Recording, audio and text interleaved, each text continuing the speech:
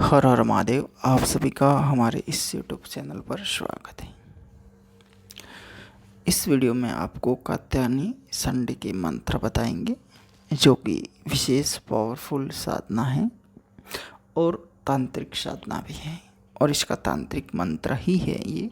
इसको सिद्ध करने के बाद में बहुत सारी शक्तियां हैं वो सिद्ध होती हैं, जैसे डाकिनी, भूतनी, प्रेतनी, ऐसी कई सारी शक्तियाँ होती है जो इस संडिका के वश में होती हैं और इसकी साधना करने से वो आपकी सहायता भी कर सकती है और आपके कार्य भी कर सकती है।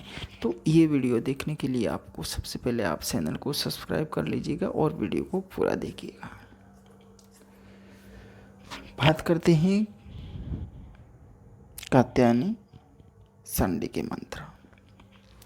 संडे के साधना नाम से ही आपने सुना है कि संडे के एक तामसिक प्रयोग से की जाने वाली साधना होती है, जिसमें तामसिक प्रयोग करने से इसमें कई सारी ऐसी शक्तियाँ होती हैं जो सिद्ध होती है। इसमें सब कुछ आ जाता है, जैसे शमशान से संबंधित आप कई सारी शक्तियों को पूजन में प्रयोग करते हैं, उसी प्रकार से इस मंत्र के साथ में आपको कई सारी शक्तियों का आह्वान करने की अलग से ज़रूरत नहीं पड़ेगी। जैसे डाकिनी, सुड़ेल, भूतनी, पिशाचनी, बेताल, कई सारी शक्तियाँ हैं, भैरव वगैरह, ऐसे वीर है। ठीक है, ये सारी शक्तियाँ इस मंत्र के साथ में जुड़ी रहती हैं और अगर इसकी सिद्धि किसी इंसान को हो जाती है तो वो एक अघोर रूप में एक बहुत ही शक्तिशाली इंसान बन जाता है, क्योंकि इसकी सिद्धि करने के बाद में उसके लिए साक्षात संडिका यानी माँ काली, भद्रकाली खड़ी रहती है और वो उसके हर कार्य को करती है। अगर आप इसके बाद में किसी का कुछ भी तंत्र मंत्र करते हैं, जैसे मारण, मोहन, उच्चाटन, तो कुछ प्रयोग करने पड़ते हैं उसमें जो अलग अलग होते हैं, जैसे मारण के, मोहन के, उपस्नीकरण के, उच्चाटन के, वो थोड़े बहुत कुछ प्रयोग करने पड़ते हैं उसमें, लेकिन ये सिद्ध होने के बाद में वो कारगर हो जाते हैं, एक ही दिन में कारगर हो जाते हैं और एक ही दिन में कार्य कर जाते हैं। जिसको भी सिद्धि होती है उसके लिए तो केवल देखना और मन में विचारना ही काफ़ी हो जाता है। कुछ समय के लिए आप उसका प्रयोग करेंगे, मन ही मन अगर ऐसे प्रयोग होते हैं जो जाप के होते हैं, उनकी विधियों के होते हैं, वो भी करते हैं तो कुछ ही सेकंड में जो कोई भी अपना दुश्मन है या किसी के साथ में कुछ करना है तो वो घटना घटित हो जाती हैं। ये ऐसी शक्तियाँ होती हैं। इसमें सिद्ध करने के लिए सबसे पहले आपको इस बात का ध्यान रखना है कि आप ऐसी शक्तियों को सिद्ध करने के लिए आप हो सके शमशान में जाए, कोई पुराने शमशान है जहाँ कोई आता जाता ना हो सके किसी घाट पर बैठ के भी आप कर सकते हैं, हो सके आप कहीं एकांत नदी का वास है वहाँ कर सकते हैं। इसके अलावा कोई ऐसा अगर पुराना एकांत में मंदिर है, जैसे किसी का माँ काली का है या ऐसी कोई शक्ति का मंदिर है या शिव मंदिर है, तो उसके आसपास में शिव मंदिर के पीछे बैठ के या ऐसी कोई शक्ति का मंदिर है तो उसकी धुने में आप ऐसी साधनाएं कर सकते हैं। जैसे कहीं ऐसा माता जी का मंदिर होता है, जो कोई भी माता है, माँ काली वगैरह जो कोई भी है, तो उसका वहाँ पे लोगों का आना जाना नहीं रहता है जैसे रात्रिकालीन में, लेकिन उसका धुना वगैरह होता है। अगर उसी धुने में इसका प्रयोग करते हैं तो भी इनकी सिद्धियाँ हो जाती हैं। इनकी सिद्धियाँ होने के बाद में बहुत सारे कार्य होते हैं, लेकिन जो साधक होता है वो एक अघोर के तरीके की उसकी स्थिति बन जाती है। उसके सर पर भार होना शुरू हो जाता है, उसकी आंखों में परिवर्तन हो जाता है, उसकी चेहरे का हाव भाव है वो बदल जाते हैं। इसके अलावा उसकी कुछ दिनचर्या हैं वो भी बदल जाती हैं।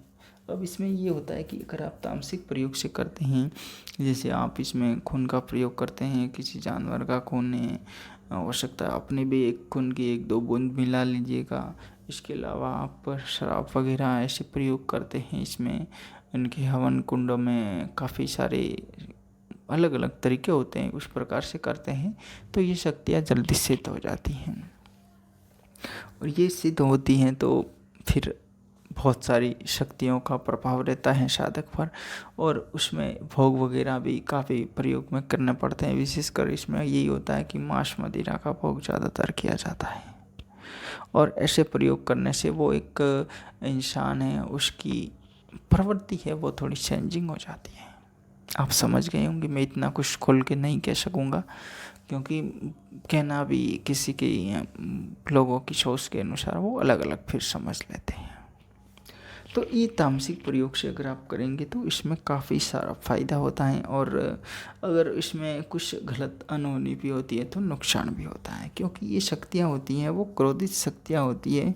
ये फिर ऐसे नहीं देखती हैं कि वो साधक था, वो साधक अपना था या कोई और था। ये शक्तियाँ ऐसी भी होती हैं।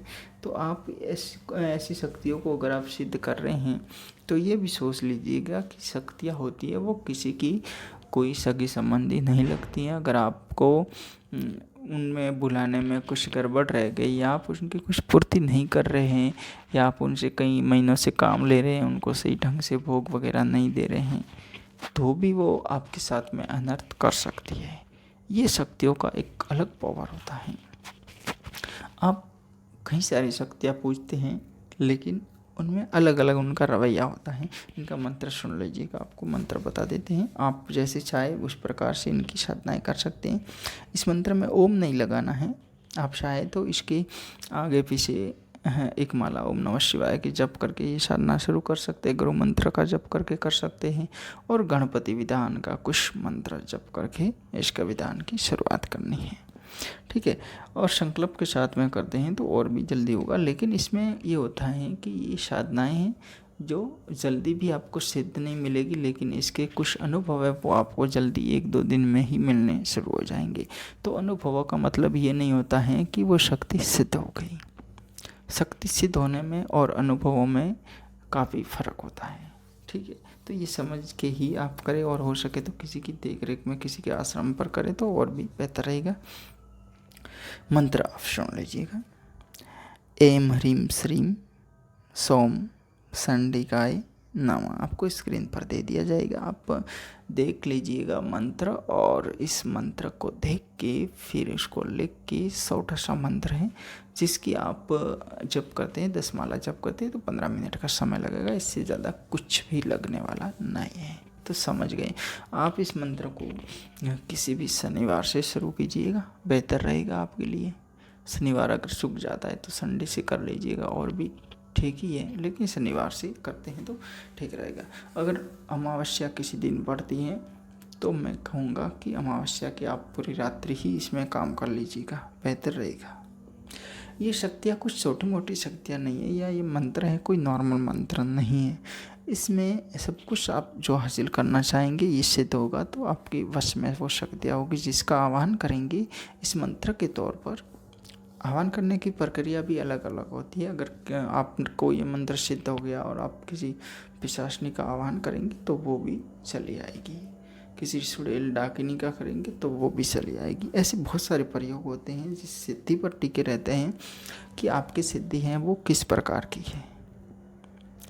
आपको समझने में कोई कष्ट हुआ है तो क्षमा करें। वीडियो में इतना ही। जय श्री महाकाल। वीडियो को लाइक शेयर, चैनल को सब्सक्राइब जरूर करें। हर हर महादेव। जय श्री।